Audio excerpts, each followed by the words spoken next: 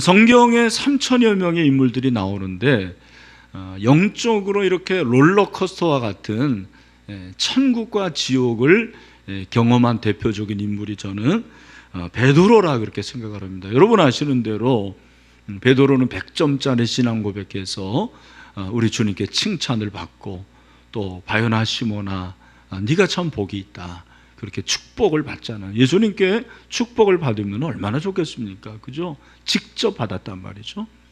하지만 그것도 뒤로 하고 추락하는 것은 날개가 없다라는 식으로 완전히 신앙이 타락이 되고 어떻게 보면 추락하는 거죠.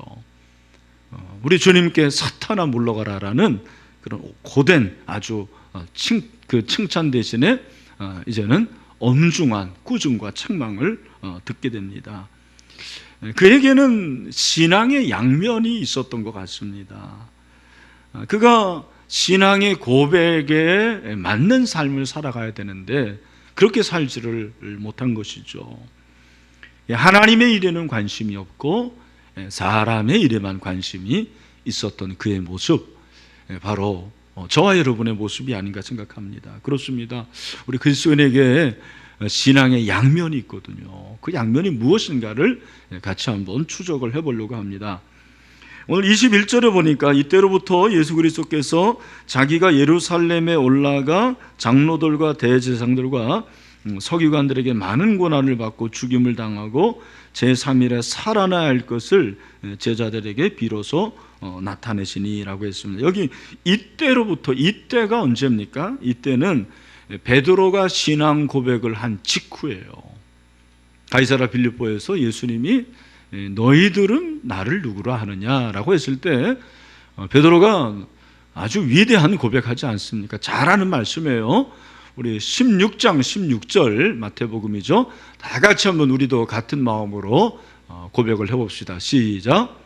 시몬 베드로가 대답하여 이르되 주는 그리스도시요 살아계신 하나님의 아들이시니이다. 아멘. 여기서 이때로부터라는 게 중요한데 벌써 어떤 뉘앙스가 풍깁니까? 전환이죠, 전환. 이때부터 새로운 전환이 시작이 된 거예요. 그런 면에서 저는 마태복음 16장은 신앙의 고백과 그리고 교회론 이 두 가지를 얘기하면서 예수님의 사명을 집중하는 그런 면에서 굉장히 중요한 장이라고 생각을 합니다. 이때로부터라는 이것은 예수님의 사역이 예루살렘을 중심으로 이제 진행이 되는 거예요. 지금까지는 갈릴리 중심이었는데 예루살렘 그리고 십자가를 향하게 된다라는 거예요. 종말론적인 암시를 해주고 있습니다. 십자가를 중심으로 하는 그 전환이 바로 신앙 고백 사건이고 그리고 21절의 말씀입니다. 베드로가 그렇게 신앙 고백을 했을 때 그때 예수님께서 폭탄 선언을 하시죠. 어쩌면 예언을 말씀하시는데 21절을 여러분이 주목해 보시면 예수님께서 세 가지를 말씀하십니다. 세 가지가 뭐냐면 내가 많은 고난을 받을 것이다. 그리고 죽임을 당해야 한다. 그리고 세 번째는 뭐예요? 제3일에 어떻게? 살아날 것, 부활을 말씀을 하십니다. 예수님의 고난, 그리고 십자가, 그리고 부활. 한번 따라합시다. 예수님의 고난, 십자가, 부활. 이 세 가지를 예수님께서 말씀을 하십니다. 예수님의 말씀을 들었던 제자들의 반응은 굉장히 당황했다라는 거예요. 야, 이거 완전 멘붕이죠. 우리는 알기 때문에 이게 당연하지만 예수님의 제자들에게는 엄청난 일이었어요. 아유, 수근수근 거리고 요동이 되고 당혹감을 금할 길이 없었습니다. 그때 베드로가 대표적으로 22절을 우리에게 보여줍니다. 베드로가 예수를 붙들고 항변하여 이르되 주여 그리 마옵소서 이 일이 결코 죽게 미치지 아니하리이다. 예수님을 어떻게 붙들었어요. 항변했다고 그랬는데, 여러분 여기서 이 항변이라는 이 단어는 다른 말로 반대했다 그 말이에요. 예수님에게 반대를 해요. 그리고 심지어는 이 단어는 어떤 의미겠냐면 혼내다라는 뜻이 있어요. 제자가 스승을 혼내요. 아이 그러면 안 되죠 스승님, 이게 무슨 얘기를 하고 있는 거예요? 그런 뉘앙스예요. 그렇게 붙들고 항변하면서 예수님에게 뭐라고 말했냐면, 일이 결코 죽게 미치지 아니하나이다. 여기서 일이 죽게 결코 미치지 않는다라는 이 표현은 헬라어로 할레우스 소인데, 원래 의미는 이것입니다. 하나님께서 당신에게 은혜로우시기를 원합니다. 그런데 이것을 베드로는 자의적으로 해석해서 뭐라고 말하냐면, 예수님께, 예수님 당신에게 절대로 그런 일이 일어나지 않기를 바랍니다. 뭐예요? 예수님의 예언의 말씀에 반대를 하는 거예요. 정반대합니다. 그리고 불순종합니다. 왜? 내 생각과 다르고 내 가치와 다르기 때문입니다. 방금 전에 주는 살아계신 하나님의 아들입니다, 그리스도라고 고백한 것이 언제입니까? 그것이 방금 전인데 대놓고 예수님에게 반대하고 예수님을 혼내고 예수님께 불순종을 하는 것입니다. 무엇을 말합니까? 오늘 이 본문은 우리에게 중요한 것을 가르쳐 줍니다. 무엇입니까? 주님을 믿습니다라는 신앙의 고백이 순종을 보장하지 않아요. 내가 신앙 고백대로 살면 좋은데 살지 못합니다. 현실에 나가면 내가 언제 그런 고백을 했느냐라는 식으로 우리가 신앙생활을 할 때가 있어요. 이게 바로 신앙의 양면이라는 것입니다. 고백과 삶의 괴리 현상이 나타나는 것입니다. 우리가 여기서 이제 한 가지 질문할 것은 왜 베드로에게 이런 양면이 나타났을까? 왜 나에게 그런 모습이 있을까라는 그런 질문을 해보게 됩니다. 그 원인을 예수님께서는 가르쳐 주신 것 같아요. 23절입니다. 우리 23절 말씀을 다 같이 한번 읽읍시다. 시작. 예수께서 돌이키시며 베드로에게 이르시되 사탄아 내 뒤로 물러가라. 너는 나를 넘어지게 하는 자로다. 내가 하나님의 일을 생각하지 아니하고 도리어 사람의 일을 생각하는도다 하시고. 자, 여기 보니까 예수님께서 돌이키시며 베드로에게 사탄아 그래요. 여러분, 예수님이 사탄아 그랬다고 여러분도 그러면 안 돼요. 사탄아라는 것은 베드로가 진짜 사탄이라는 말입니까? 아니죠. 그 왜 사탄이라고 그랬어요? 사탄은 하는 일이 뭐죠? 네, 사탄이 하는 일은 하나님을 반대하는 거예요. 하나님의 일을 반대하게 하는 게 사탄의 일이에요. 그러니까 제가 그랬잖아요. 항변했다라는 것이 뭐라고요? 예수님의 말씀에 뭐한다? 반대했다. 반대했다라는 거예요. 너 왜 내 일에 반대하냐? 그래서 사탄인 거예요. 진짜 사탄이 아닙니다. 네가 왜 내 사역에 반대하냐? 주님은 그렇게 말씀하시면서 뭐라고 말씀하시냐면 그 다음이 중요한 거예요. 성경을 잘 보십시오. 네가 어떤 일을 생각하지 않는데요? 하나님의 일을 생각하지 않고 도리어 무슨 일을 생각한다? 사람의 일을 생각한다. 그렇게 말씀하십니다. 그러니까 왜 베드로가 이렇게 고백해 놓고서는 고백대로 말하지 못하고 고백대로 살지 못했느냐? 그 이유가 하나님의 일을 생각하지 않고 늘 베드로는 무슨 일을 생각한 거예요? 세상의 일, 사람의 일을 생각한 것입니다. 여러분, 오늘 이 베드로는 십자가는 싫어해요. 고난은 말도 안 되는 얘기입니다. 그의 머리에는, 그의 마음에는 벌써 뭐가 있는 거예요? 메시아 왕국이 있는 거예요. 예수님 메시아로 오셔서 왕이 되시고, 왕이 되시면 내가 한 자리 하겠구나. 내가 국무총리쯤은 하겠구나. 내가 녹을 먹고 권력과 명예와 부를 획득할 수가 있겠구나. 이런 생각을 한 거예요. 사람의 일. 여러분, 우리에게 이런 모습이 있지 않습니까? 우리에게 정말 십자가는 지기 싫어하고 내가 해야 할 의무는 하지 않고 내가 하고 싶은 것만 하는 거예요. 오늘 제가 이렇게 목회를 하다 보면 20년하고 다른 게 뭐냐, 20년 전하고 다른 게 뭐냐, 20년 전에 우리 성도들은 내가 해야 할 이 십자가를 지려고 무진장 노력했습니다. 그것을 마다하지 않았습니다. 힘들어도 하려고 했습니다. 그러나 오늘날 우리 성도들, 특별히 젊은이들은 자기가 하고 싶은 것만 하려고 그러는 거예요. 내가 원하는 것만 합니다. 당위와 의무를 하지 않고 내가 주장하고 싶은 것만 주장하는 거예요. 우리 신립교회만 그런 게 아니에요. 한국교회 전체적인 분위기가 그렇습니다.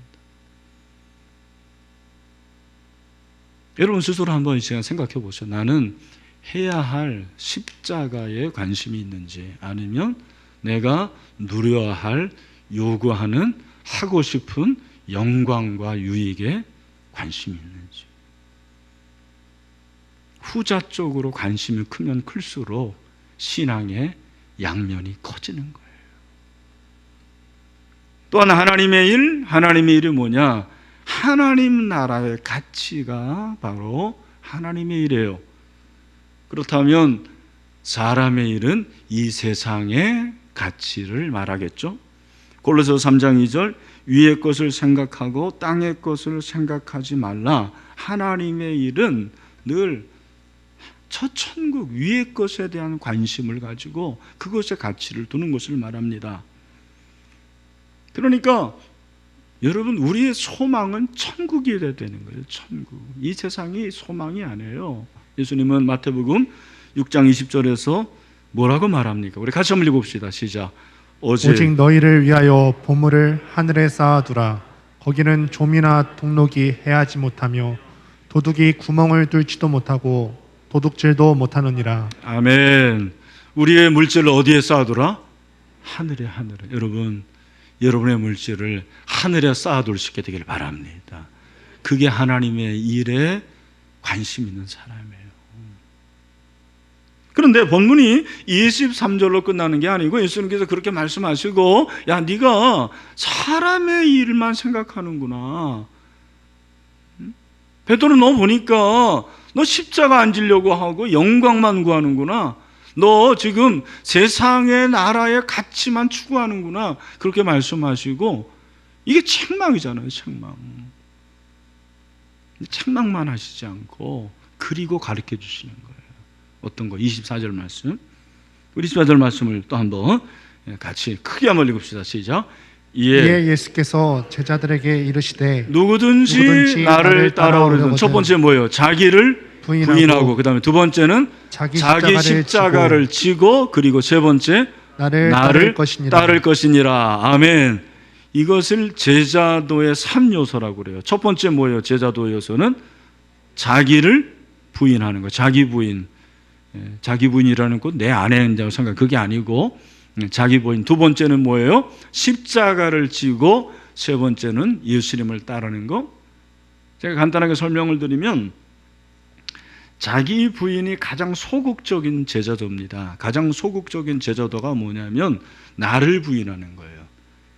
나는, 하나님, 저는 내가 아닙니다가 자기 부인이잖아요. 그죠?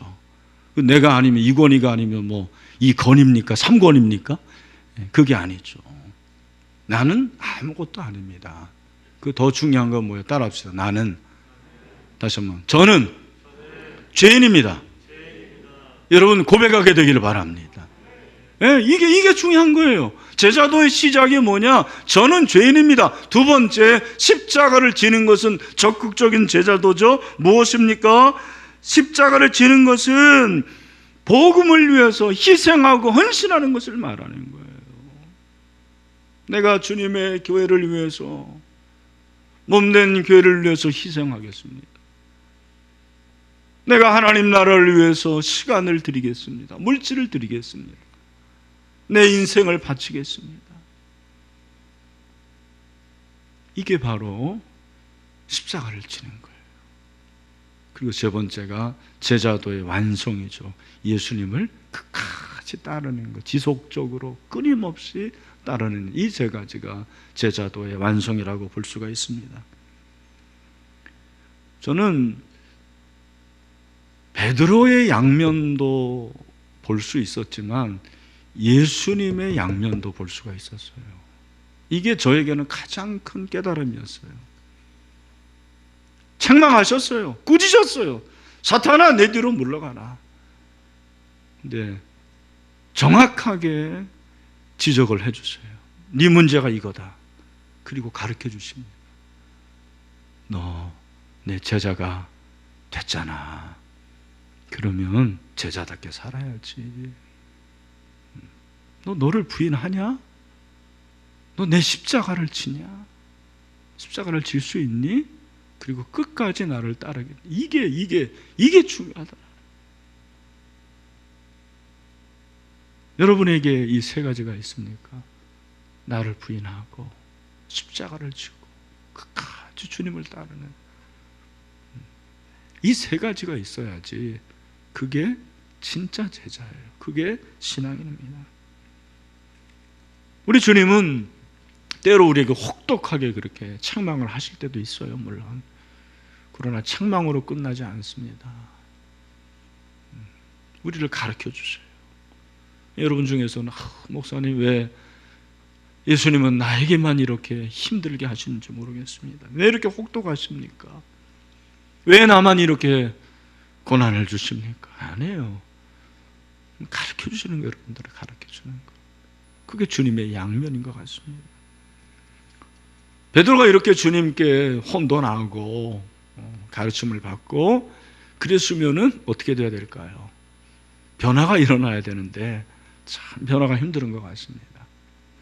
베드로가 또 다른 양면을 보여주는 것이 무엇이냐면 예수님이 겟세마나의 동산에서 기도하시고 예수님을 잡으려고 대제사장들과 그렇죠? 로마 군병들이 잡으러 오잖아요. 그 중에 말고라는 사람이 있었는데 베드로가 어떻게 합니까? 칼을 빼가지고 말고의 귀를 잘라버립니다. 여러분 대단한 거 아닙니까? 용기, 한 용기 합니다. 베드로가.